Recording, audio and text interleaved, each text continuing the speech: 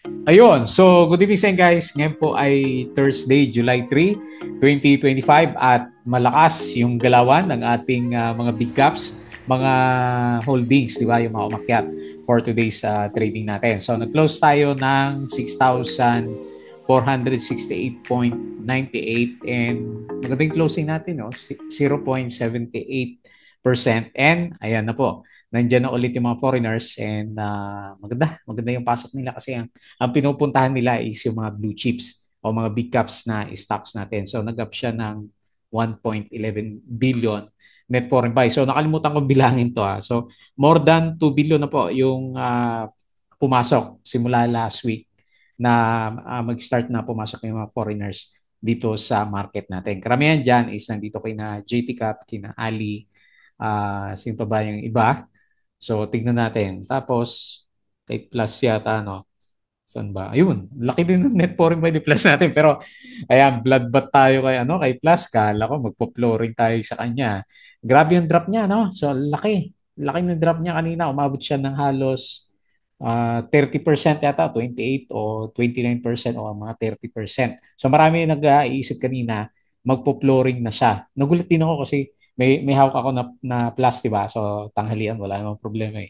Pero pag open market, dire-diretso na bumagsak yung stocks natin. So first half, okay pa siya eh. Nag-verde pa nga siya nung umaga. Kala ko okay na yun eh. So nag-up siya ng mga 5%. And then pagdating ng second half, ayan na. So ang dami na negative news na lumalabas sa mga casino natin. Basahin natin mamaya yung mga na-repost natin na kwento. Pero alam niyo na, syempre, yung kay Gatchalian yan, di ba? So yun yung start. Buti pa sila, nakapagbenta na sa taas and then saka binanatan si Plus natin. So anyway, yun yung actually si Plus saka si Bloom yung majority na nandun yung mga kaganapan sa market natin. Itong si Top, hindi masyadong pinag-uusapan pero ang laki din ng inakyat ng price action natin. So anyway, pagdating pala sa global market, yung closing natin kagabi, okay siya. So mataas ulit sila. And then kung pansin nyo kanina, Asian markets, sobrang tataas din. Or rather sa crypto pala, no, yung nakita ko. Crypto pala yung nakita ko. So most likely okay din yung galaw ng Asian markets. Parang walang futures ang US market ngayon. Hindi ko siya masyado napansin. So Bitcoin, umakyat din siya ng 109K. Okay?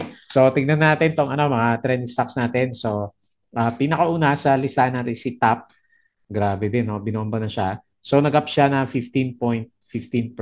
Pero umabot pa yata ito ng halos 20% kanina, no? So, katin natin siya. So, meron siyang, pero may konting profit taking yung candle niya. And, grabe yung RSI niya, 93 yata o 94 na kanina. So, meron siyang 248K na net foreign sell. And then, yung pinag-usapan na dalawang stocks natin, follow lang to si Bloom kasi casino din yan eh. Hindi ko napansin si Web kung ano nangyari sa kanya. So wala siya dito sa listahan ng trending stocks. So okay, so nag-bounce mula sa pagkababa. Pero kung titignan mo yung chart ni Plus, parang basura na yung parang penny stock na yung galawan sa kanya kasi tinapon na siya ng tinapon. Ang laki nung nung kandila. So ang laki na nawala sa gains natin kasi hindi naman ako, sabi ko diamond hands pero ayan, naipit na yung pagka-diamonds natin. Gain pa rin naman. So yung nakita ko sa kanya kanina support natin is more than 50%. So mataki mo 200% 'yon. Tapos napunta tayo sa 50%. Ayan. So mahirap din pag greedy. Pero anyway, tignan natin. Medyo diamond hands yung pagkakawak natin dito. Tingnan natin kasi game pa rin naman. Ayan. So no problem tayo diyan kay Plus. Pero syempre sayang, di ba? Ang laki nung wala sa atin. And then yung mga nakabili sa taas, yun ang medyo mahirap, no? So ang laki na kasi ng drop. So atin natin. Okay? Next. Bloomberry, so follow lang yan. So kung ano yung negative news kay Plus, iano din siya kasi mga online pasugal. Mainit ang pasugal ngayon eh. So pati yung kaso ni di ba? Atong Ang, di ba? So ewan ko kung meron o wala. Pero pinag-usapan siya. So matunog. Hindi man ako nakakapanood sa kwentuhan namin. Siya yung mainit. So mga pasugalan talaga yung mainit during this time. So kailan ka bubuhusan ng malamig na tubig to mga to. So Bloomberry or rather balik ako yung plus. So pero ang laki na net foreign buy. So meron tayong 379.82 million pala. So yung 30% ng 1.11 billion galing kay Plus. Okay, so ano, cross fingers na lang ako para bukas. And then si Bloom natin, negative 6%. And meron din siya, 100.62 billion net foreign buy. O, yung mga pasugalan pala natin yung binili ng mga foreigners. And then punta tayo dito sa mga big caps. JT Cap, so up ng 3.15%. Tumumba lang si ano si Ali natin. So ito yung natira. And meron siyang 156.22 million net foreign buy. So sagana sa pera yung market natin. SMPH nasama sa trending yan, no? So nag-up siya ng 2.73% and meron siyang 64.78 million net foreign buy. And MRC, so nag-up siya ulit ng 2.3% and meron siyang 1.78 million net foreign buy. Okay, so nagulat talaga ako doon kay kay Plus pagtingin ko ng after lunch break. Grabe yung naglag ng price action. Okay. So disclaimer guys sa mga bago sa channel natin, as usual yung ating review is for education purposes lamang po 'yan. So huwag mo pong gagamitin yan as a reason para mag-buy, sell, or hold ng stocks. Meron po kasing risk na involved sa market. Due diligence na lang po ako ng stocks yung bibili mo. And then follow mo ako dito sa ating Palabi Trade. Yari yung mga scatter ngayon na Palabi Trader na YouTube channel. Subscribe ka lang po para update ka dito sa reviews or kung sumo-join ka dito sa trading community naman natin. Okay. So yung mga nakasubscribe, maraming salamat po sa mga usual na viewers natin. Hopefully hindi tayo bumaba sa 1K.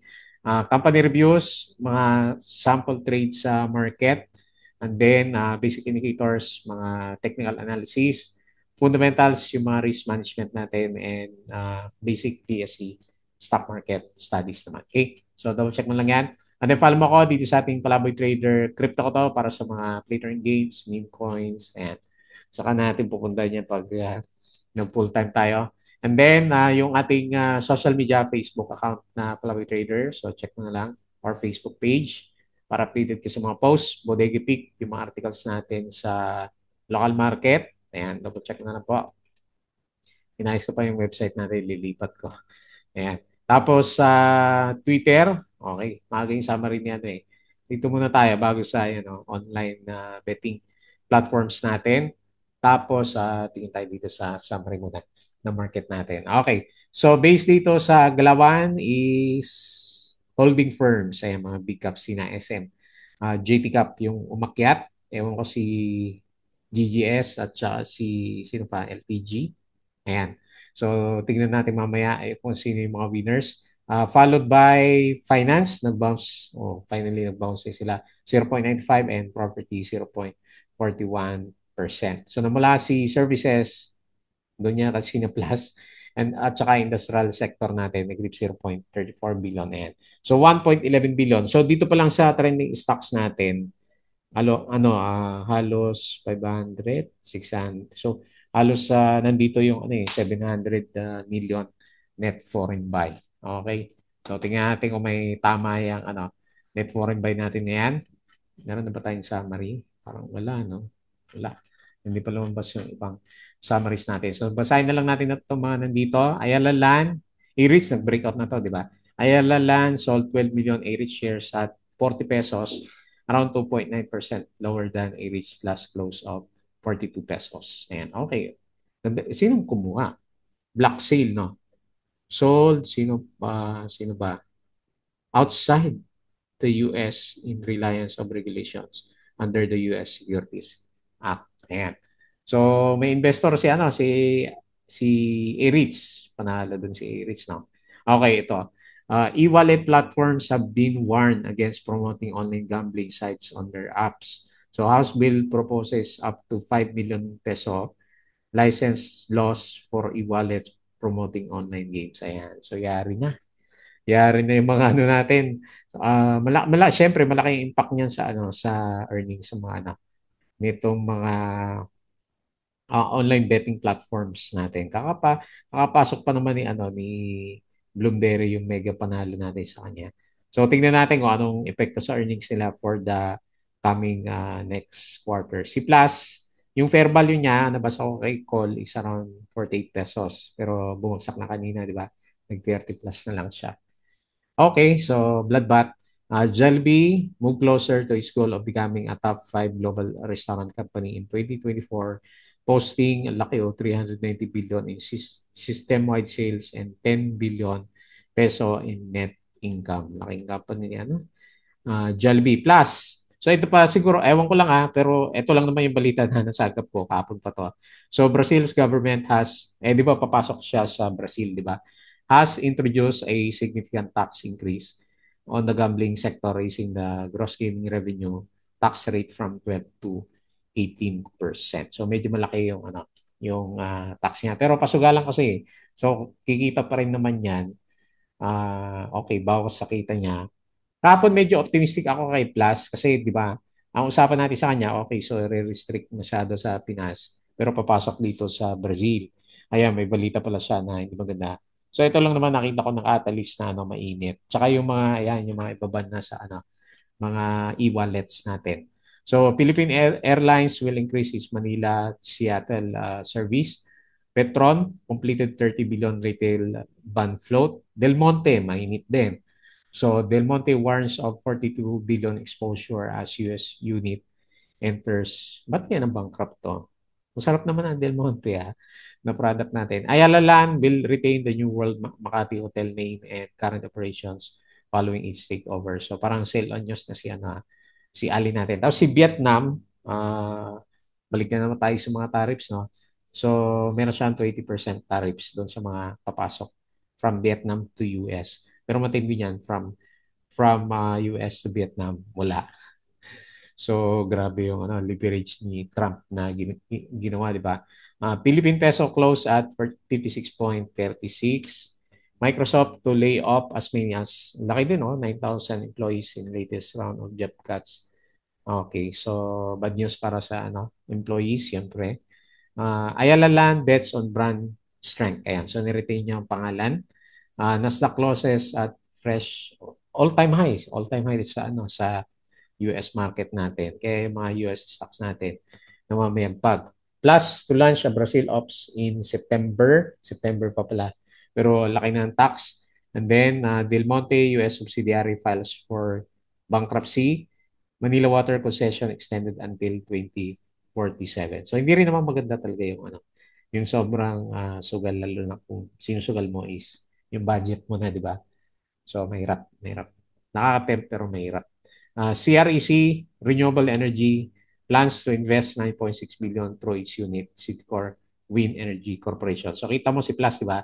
Lagi, laging panalo, di ba? So ang lalaki ng earnings. So kanino galing yung pera sa tao, di ba?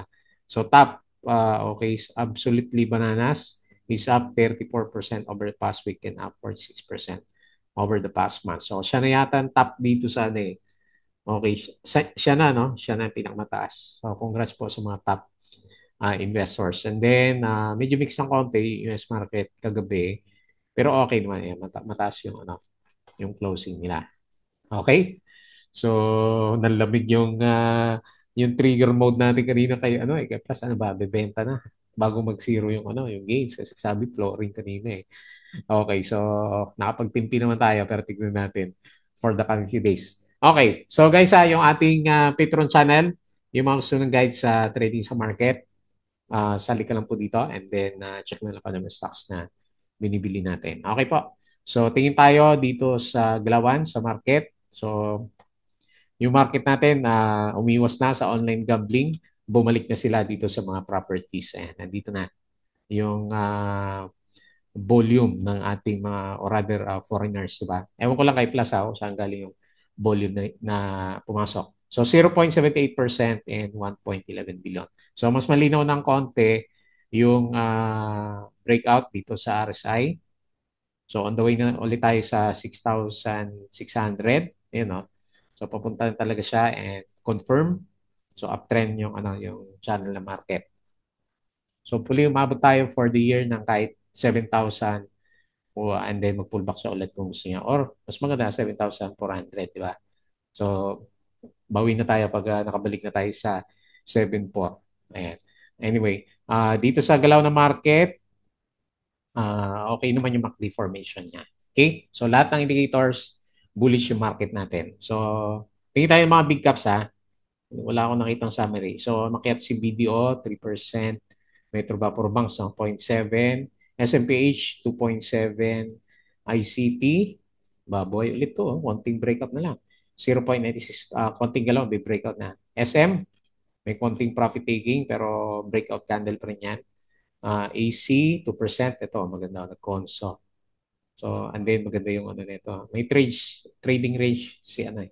Si Ayala Corporation. JT Cap, yun no, panalo, nakabalik na. Sa December 24 price yan, no, bumalik na siya. PLDT, 0.48, nauntog. Security Bank, nauntog. Pero makit siya kanina, no? Makit din siya. May net foreign buy. PLDT meron ba? Wala pa. Converge, nakto. Ano to? Parang hindi na shake out to Negative 3.09%. Meralco 0.84. GGS nag-drop 1.46. Manila Water minus 2.03. Then Monday drop pa rin ng 1.79%. Okay, so tingin tayo sa mga winners. Top, pinakauna. So top notcher. Ayan, nag-Dow G na. Grabe yung RSI nyo. 93 o 92. Kanina siguro mga 95 yung yung RSI niya. So, ang taas na. Alco, 6.98. O, ang dami setup na lumalabas 6.98%. Tapos si JT Cap, 3.15. BDO, 3.07%. Pure Gold, pa-breakout ulit, 3%. Sino pa? SMPH, 2.7. Pag-usapan natin yan. Web, nag-bounce din pala. Kung may shakeout siya kanina, 2.65%. And MRC. So, 2.3%. Medyo sideways pa rin. O puro Dow G pa rin si MRC natin. So, losers, nako, parang basura sa stocks na ngayon si Plus natin, no? Laki ng drop. Iba pag greedy talaga, no? 50%, umabot siya kanina. And then ngayon is 38%. So, wala. Laki, no? Laki na wala, Halos 70%. Okay, so anyway, next. Tapos na. So, no choice na kundi move on. OPM, minus 9%. Wala yung volume, Bloom, ayan. Si Bloom din, minus 6%. Tapos si Ionix, hindi na tuloy yung breakout, minus 4.4. And yung pa yung may volume. IPO, walang galaw yan. Converge, minus 3%. Okay, so balik tayo sa PSE. So, ang direction ng market talaga, big caps. During this time, kita nyo naman. And then, tingin tayo dito sa global markets. Okay, may trading siguro, baka hindi lang updated yung chart. So, S&P futures, negative 0.02. Dow futures, 0.05. And then, Nasdaq futures, negative 0.03. Okay, kapon okay sila. O European stocks, medyo profit taking na pala. And then, Asian markets, mix. Mix pala tayo. Crypto pala yung nakita ko na mataas yung galawan. So punta tayo sa crypto. Mataas, maganda yung galaw. 109K si Bitcoin, Ethereum 2.5, XRP 2.2, BNB 662, Sol, makyat din, 154. Tapos si Dodge, 7% si Dodge. Ganda ng galaw. Si ADA, 7%. Maraming pumitik dito sa mga cryptos natin. Okay, so balik tayo dito sa ganda ng galaw ng mga stocks natin. Up and down. Dito tayo sa mga trending stocks. Okay, so start muna tayo kay top. Dito muna tayo sa good vibes. Bago tayo pumunta dun sa mga pangit na galawan ng mga gambling stocks natin. Okay, so lakas ng galawan niya, no? Diretso siya, Oops, mali yung sukat natin. As breakout. Yun, 60%. Okay, so umabot na nga siya ng 66%. So dito na napunta yung nawalang gains kay Plus natin. Okay, so ang ganda ng galaw pero masyadong very steep na yung galaw niya. So anyway, bigyan natin ng chance pero tingin ko is medyo mataas na. So dito tayo nagsukat kanina, kahapon pala. Ayun, sinagad niya. Sinagad niya hanggang taas, So, kahapon, 0.58 pa nga yung niya dito sa extended Fibonacci. Okay, tingnan natin bukas kung meron pang gustong sumakay. Pero masyadong obvious na yung galaw ni Top unless may catalyst tayo na maganda sa kanya. Pero pag wala, watch out na lang doon sa mga bagong papasok pa lang para dito kay top natin. So hindi ko nakuha yung pinaka-support levels. Ang ba yung sukat natin? O pwede pa lang extend, no? Ayan. So extend na natin siya. Kasi pwede pala hanggang doon sa pero usually sa base dapat to eh. Ayan, no? Sakto. Hindi na masukat ng Fibonacci natin si top natin. So anyway, ang hinahanap ko kasi yung support. Kung dito naman siya, kung ito yung sumakto sa kanya, okay. So resistance, okay. So pwede siguro to.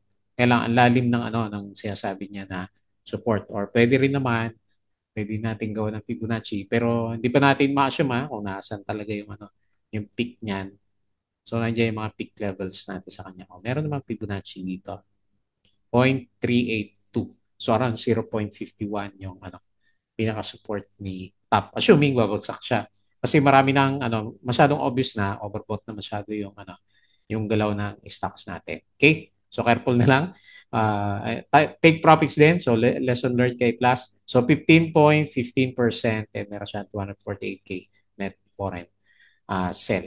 Catalyst wise, wala naman ako nababasa na catalyst na balita kay top maliban sa maganda talaga yung galaw niya kasi breakout siya sa mga or rather nag-stay siya above ng IPO price natin. Okay po. Next. Ito na yung ating madugong alaga, si Plus. Laki na nawala sa kanya, no? So 40%. 40% na yun nawala or kapag binaliktad mo siya, ito na yung nawala na gains natin sa kanya is halos sa 70% na. Ayan. Kung dito ka bumili sa mga konso, normally sa mga konso nabili, is nasa 30% na. So akala ko nga din magpo-flooring si Plus. Kasi yung pinakamababa natin sa kanya, mabot sa 31.6 yung closing natin kahapon. So halos 30% nga yung drop niya kanina. So yun lang naman yung nabasa ko na negative catalyst sa kanya is yung ating additional tax doon sa Brazil tapos medyo mainit na sa mga senators at saka yan binawal na kaagad yung yung e-wallets natin. So doon madalas siguro doon na syempre doon na online yan eh. So doon nagbe-bet yung mga online ano ba tawag noon? Pasugalan natin. So kung mawawala yon most likely hihina din yung kita nga nitong C plus natin. Pero tingnan din natin siya. Kaya tayo nagdaya muna. So hopefully tama tayo is yung Brazil. Pag napasok niya by September pa, di ba? July o September, 2 months pa. So doon natin makita siguro yung kahit paano meron siyang recovery. Pero sa ngayon, okay, so lagyan natin na resistance. Actually, wala pa nga eh. Support pa lang, hindi pa natin mahanap kay plus as of now. So dahil sa lakas ng laglag. So oversold na siya. 28.6 yung RSI niya. So ito lang yung isa sa mga pinakagrabe na winners natin for the year 24-25. Pero ito naman yung pinaka-boost niya. Pero kung papansinin mo, common na tong story na ganito eh. Di ba nung mga nakaraan naghanap tayo ng kailan kaya ang nito pullback and bumalik na. So naalala ko ulit si dito natin. Tignan mo kasi yung galaw niya. So kung nagtitrade ka na at that time, meron din siya malakas na drop. So tapos mas malakas pa yung drop ni Plus kasi binutas yung MA100. Ito binutas din ni dito pero parang mas malalim si Plus. Ayan, binutas niya din. From high ng 18, naging 8 pesos siya. Gano'ng kalaki yan na drop. O, halos ganun din, 50%. So, baka tapos na yung rally natin kay Plus, pero tingnan natin. Ang kailangan makabalik siya sa MA 100 para masabi natin na buhay pa siya. Pero pag hindi siya nakabalik diyan in the short term, mauntog siya. Malalaman natin yan kung mauntog siya. Kasi lumalaban yung price. Pero falling knife pa rin yung itsura niya. So, tingnan natin. Kasi binutas niya MA 100 dapat yung pinaka-support to. MA 100. So, kakaiba tong pullback na to.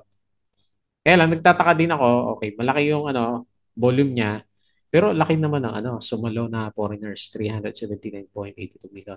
Baka nagulat din to. Nag-average tong foreigners natin na to. So anyway, bad news, negative 13.89. So yun na, yung ating catalyst kay Plus. Next, si Bloom. So sunod lang naman to kay Plus natin dahil sa negative sentiment ng market. So negative 6%. Kung tumuloy sa oversold condition si Plus, then most likely baka tumuloy din itong si Bloom natin kasi parehas naman ang magiging source ng income niya, di ba?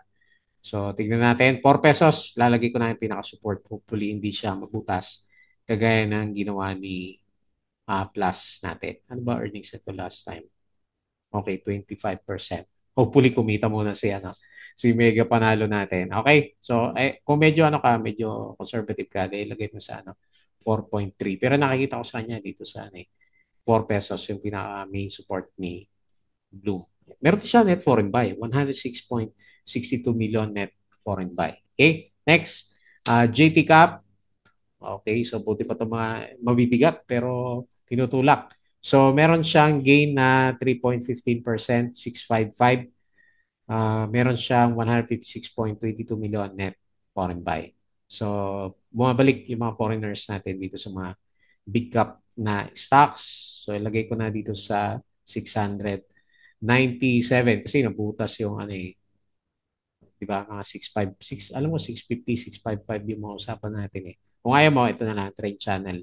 Tingnan natin. O, breakout na rin siya eh. So nag-breakout na rin. Hindi na kaya ng trend chart, pinaka-support is around 610. Yun lang overbought na rin si GT Cap 70.99. So tama-tama 'tong mga to. Profit taking pagdating ng Friday, di ba? So hopefully hindi. Pero malalakas na kasi yung mga sipa ng mga natin, big caps.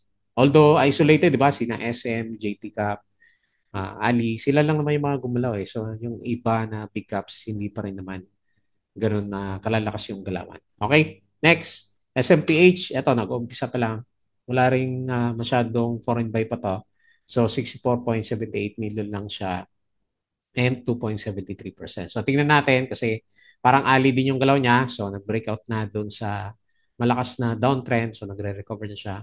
Nag-double bottom yung galaw niya and on the way siya ulit dito sa 25.68. Meron siyang range So hindi pa natin makita yung totoong breakout niya.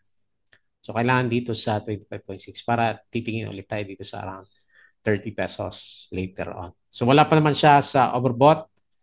Parang parabolic din yung RSI niya. Pero hindi pa ganun ka-overbought si SMPH. Hopefully, tumuloy pa bago mag-pullback yung mga stocks. Kung nag-pullback si US, malamang isasama tayo noon. Kasi malapit na sila mahalos overbought yung mga stocks nila eh. And then lastly, si MRC. Buhay pa ba to? May volume pa ba? May na yung volume eh. 32.39 million, 1.78 net foreign buy lang and then 2.3%. Parang nahirapan ulit siya, no? Parang yung mga ginagawa niya dito last time. Nagdo-dowgy siya. Puro dowgy yung kandila natin. Tingnan natin. Sumakay naman sa MA20 pero puro dowgy kasi eh. Tingnan natin. Malay mo, meron pa siyang ibubuga. Bukas, kung maghanap sila na trades kapag natapos na yung galaw ni Top. Kasi hindi pa tapos yung galaw ni Top eh, based doon sa candle niya. Lumalaban pa rin naman siya kahit na meron na siyang profit taking kanina. Ayan. So medyo mahina pala yung mahina yung MACD ni MRC natin. Okay? So yun lang muna. Mga ka-plus, antay na lang ulit tayo ng biyaya bukas kung may bounce pa siya. Kung wala, so time to move on. Diba? Kaysa mag-negative ka dun sa alaga natin. Okay po. So yun lang muna bago tayo paalam. So medyo exciting bukas ang inabangan natin. Bago tayo close, please don't forget to subscribe dito sa ating Plumby Trader na YouTube channel, Crypto ko to. Facebook account, Facebook page, Blogipik, Twitter, and Patreon sa mga gusto ng guide. Sali lang po kayo dito. Okay? So yun lang. Maraming salamat. Kita ulit tayo bukas.